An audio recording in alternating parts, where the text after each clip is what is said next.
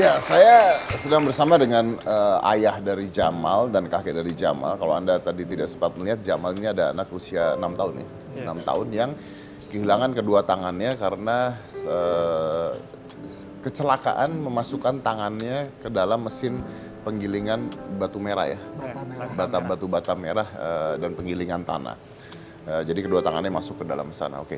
Mungkin pertama kali gini, kronologisnya bagaimana? Kenapa? Apakah Jamal memang sering ada di lokasi itu atau gimana, Pak?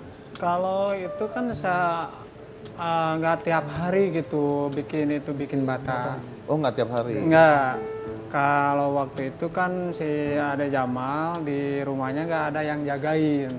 Mamanya lagi punya dede lagi, baru lahiran ya, baru 1 minggu.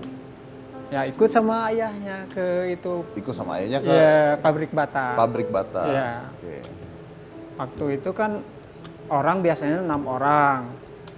Waktu itu cuma 5 orang. Jadi pabrik bata miliknya siapa? Milik. Oh, milik Bapak. Iya, Oke. Jadi memang biasa bantu kerja di sana ya? Iya. Oke. Waktu itu si Ade gak ada yang jagain kan, mesin biasanya ada yang jaga. Oh, mesin biasanya ada yang jagain? Iya, pas itu kan kurang orangnya, cuma 5 orang. Jadi gak ada yang jagain. Pas lagi kerja, satu kali mah kelihatan sama saya, dilarang, dek jangan sana. Oh, si Jamal sudah? Iya, udah mendekat. Udah mendekat ke mesin tersebut? Iya, malahan masukin tanah. Pas itu saya membelakang, masukin tanah. Disangka si Ade udah jauh gitu mundur. Taunya si Ade dorong tanah. Pas saya lihat udah si Ade udah masuk ke dalam itu gilingan. Kedua tangannya udah masuk. Maaf Pak, oke. Ini kan berarti dia ngambil tanah pakai tangan? Iya. Si tanahnya di mesin. Tanah udah didorong masuk? Iya, didorong. Oke, ini kan itu penggilingan ya, mutar ya. Oke, artinya kalau misalnya tidak ditarik, masuk semua dong? Iya, itu sudah ditolong sama apa? Jadi mesin itu dimatiin. Bapak itu menolong tuh sambil matiin mesin dulu, terus sudah mati mesin, baru ditarik sama diputar balik mesinnya. Ditarik dan diputar balik. Iya. Itu pada saat itu Jamal teriak-teriak pada saat? Enggak sih. Enggak nangis, enggak teriak. Cuma pas saya kelihatan udah masuk, saya loncat, matiin mesin. Saya si Ade diburu, ditolong. Itu kan mesin nggak langsung mati, masih ada putaran. Pas saya nolong, saya kena. Udah si Ade udah masuk ke sana, mesin udah mati, saya putar balik arah mesin supaya keluar gitu kan. Kalau tidak putar balik nggak bisa keluar. Si Ade ditarik sama 2 orang. Bapak tangan juga kena? Kena masih waktu ada si Ade pada nolong, saat itu. iya. Masih ada putaran pada saat Masih itu? ada putaran.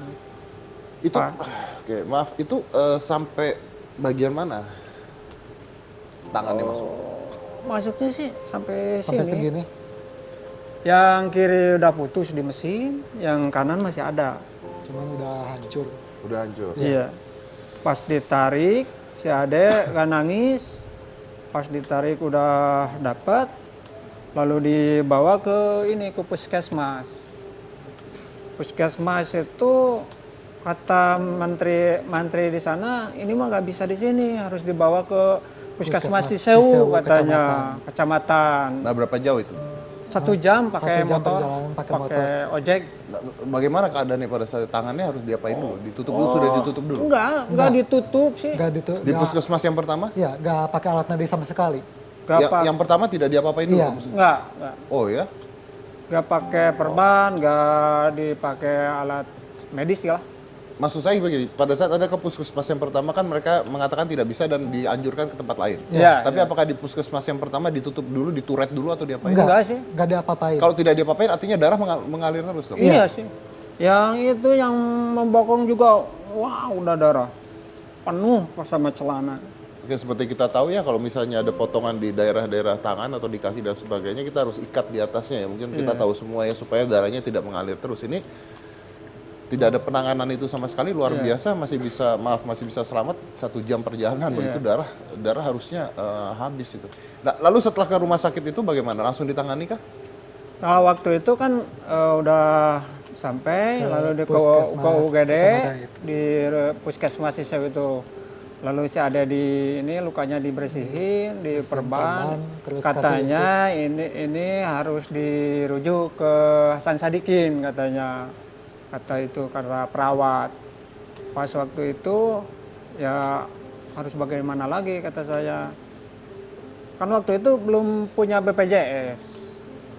Saya nugasin orang di kampung harus bikin BPJS dulu ke Garut. Saya lalu berangkat pakai ambulan dari Kecamatan Cisewu. Pas itu jam berapa ya? Jam 10-an. Jam 10-an berangkat. Nyampe di Aisan itu pukul berapa? Pukul 12. Pukul 12 ya. Ya pukul 12.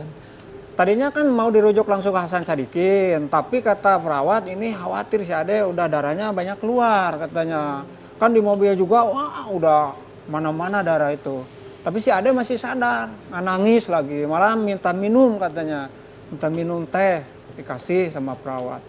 Nah, udah waktu itu masuk ke ini dulu ke Aisan, pas di Aisan daftar, langsung ke UGD, dilihat sama dokter, oh ini mah nggak bisa di sini katanya, harus dirujuk ke Hasan Sadikin. Oke, berarti Anda akhirnya ke Hasan Sadikin? Iya, ke Hasan Sadikin. Nah, saya dengar katanya di Hasan Sadikin itu masuk jam 2 siang, tapi operasinya baru jam setengah 12 malam. Iya, kan itu si Ade punya penyakit Kejang. bawaan, suka kejang gitu. Suka kejang.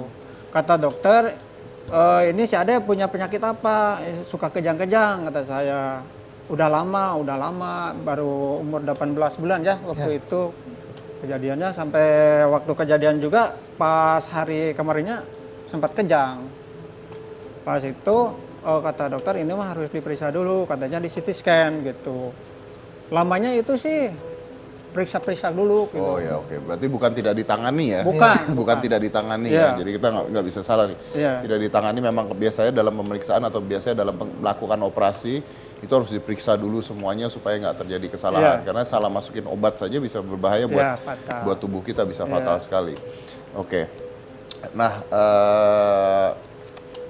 katanya benar nggak sih ada kemungkinan bahwa salah satu tangannya bisa diselamatkan? Oh itu dokter katanya bilang, ini Pak ada 2 pilihan kata dokter. Pak yang satu dia operasi, yang kedua itu diamputasi katanya. Tapi yang pilihan yang pertama itu resikonya tinggi katanya. Resiko dalam pengertian apa Pak? Ini kan pembuluh darahnya udah gak berfungsi. Terus tulangnya udah hancur, dagingnya juga udah hancur katanya. Kalau dipertahankan kemungkinan itunya sangat kecil katanya. Ini kan bisa infeksi. Bisa infeksi dan malah berbahaya. Iya, malah berbahaya katanya ke depannya. Ya, keluarga pikir-pikir, ya ini lalu ambil kesimpulan, ya diamputasi aja gitu. Daripada nantinya jadi malah lebih berbahaya gitu. Itu diamputasi berarti kedua tangan sampai sebatas mana? Segini. Kalau Om Deddy, kalau yang kiri mah udah ketinggalan di mesin, yang kiri mah. Cuma yang kanan yang diamputasi di rumah sakit. Yang kiri seberapa itu? Yang kiri segini. Juga. Segini? Oh itu memang sudah putus? Iya, putus di mesin? Iya, di mesin. Ini saya balik lagi ke tadi ya, kalau tidak sempat terlihat, Iya. artinya tubuh Jamal bisa masuk ke mesin semua? Masuk sih, bisa masuk. semua. Kan si Ade pakai kaos tangan panjang Om. Jadi masuk. Jadi baju tuh keseret? Iya, ketarik. Kan jadi yang lebih parahnya itu si Ade pakai kaos tangan panjang. Kan kaos nggak putus sih. Nggak putus, jadi tertarik terus. Kayaknya yang tangan itu maunya menyelamatkan kira-kira gitu. Jadi ketarik. Itu operasi sampai berapa kali untuk amputasi? Amputasinya cuma 1 kali yang operasi yang pertama amputasi, yang kedua itu membersihkan bekas luka-luka, yang ketiga sama membersihkan bekas luka. tapi yang ketiga ganti pakai busa. Ya pakai itu. Yang keempat kemarin penutupan luka, ngambil dari paha. Ada Ambil luka. daging dari Iya, paha untuk menutup luka. Oke. ada luka besar gitu. Nah, itu pada saat itu ibunya tidak tahu. Belum tahu sih, belum tahu. Kalau kejadiannya tahu, dikasih tahu sama neneknya. Tapi kan si adek nggak dibilang putus tangannya. Saya Belum dengar tahu. katanya ibunya sempat tidak berani melihat. Iya. Iya. Kan waktu itu kan dari kampung ke sini ke Bandung tuh jauh gitu, nggak ada yang ini, nggak ada yang membantu. Untung ada relawan dari Alfikri yang membantu ke sana ngambil mamanya si Ade. Oke, Pak maaf saya potong. Biaya Jamal ini sekarang sudah ditanggung BPJS?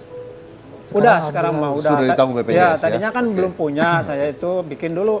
Kata saya, Tapi Bu, sudah ya? Oh, Maksudnya sudah sudah sekarang, selesai udah. ditanggung oleh BPJS? Kalau Oke. waktu daftar kan belum punya, apalagi gak punya duit gitu. Udah pusing, bingung bagaimana.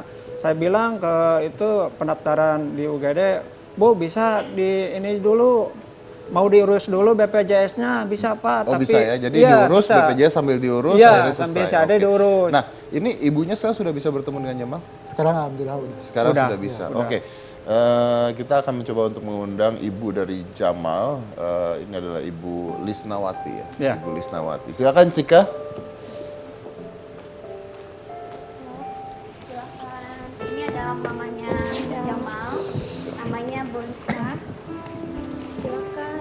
Di sebelah sini aja. dekat saya. Iya. Ya. Oke. Saya dengar katanya sempat shock ya, sempat tidak berani melihat siapa. Iya. Saya manggilnya apa? Lisna? Iya, boleh Oke. Lisna aja. Dengar kabarnya kapan? 2 minggu terakhir lah. Udah 2 minggu. 2 minggu. Maksudnya setelah berapa lama Jamal di rumah sakit? Iya, 2 minggu. 2 minggu baru Iya, dengar iya. baru dengar kabar bahwa Iya. kehilangan tangannya. Iya, Sudah melihat Jamal? sudah sering. Udah sering sekarang? Iya, sudah? sekarang udah sering. Nah, gimana keadaannya sekarang? Sekarang sih sudah membaik. Cuman kemarin gak mau makan. Sempat gak mau makan. Sempat nggak mau makan? Iya. Saya sempat ngobrol tadi di belakang Pak. Selama 2 minggu belum mau ketemu sama Jamal dulu. Iya. Karena kenapa? Belum siap. Belum siap dan gak tega kan? Iya. Terus saya tanya, apa sih yang dipikirin selama 2 minggu itu? Tadi dia cerita mau nangis. Kenapa sih? Apa yang dipikirin saat 2 minggu itu? Ya mikirin masa depannya gimana kan. Apa?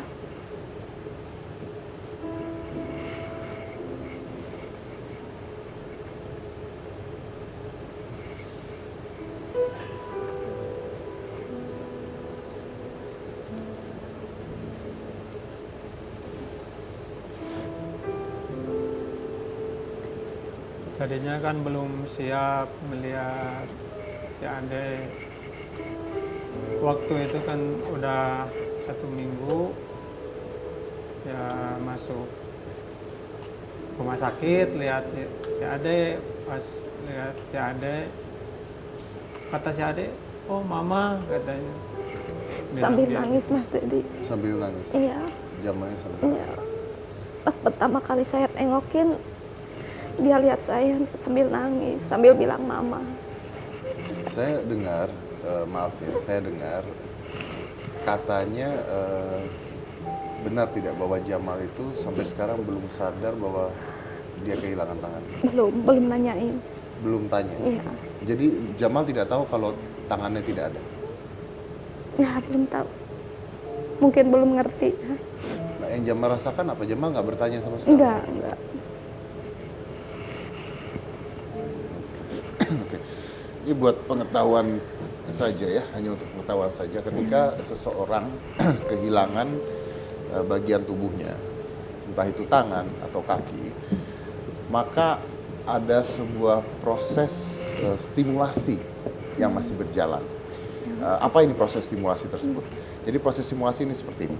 Apabila Anda kehilangan tangan Anda kehilangan tangan Anda atau tangan Anda diamputasi, maka dalam waktu 1-2 bulan, Anda akan merasa bahwa Anda masih memiliki tangan. Anda merasa Anda masih bisa menggerakkan jari-jari Anda. Menariknya lagi, Anda masih bisa merasa gatal dan sakit di tangan Anda yang tidak ada. Ya. Karena proses otak kita yang selama bertahun-tahun itu belum menerima bahwa saraf-saraf tersebut mati. Jadi kalau Anda merasa gatal itu ada dua hal. Ada gatal itu karena misalnya gigit nyamuk atau karena sarafnya.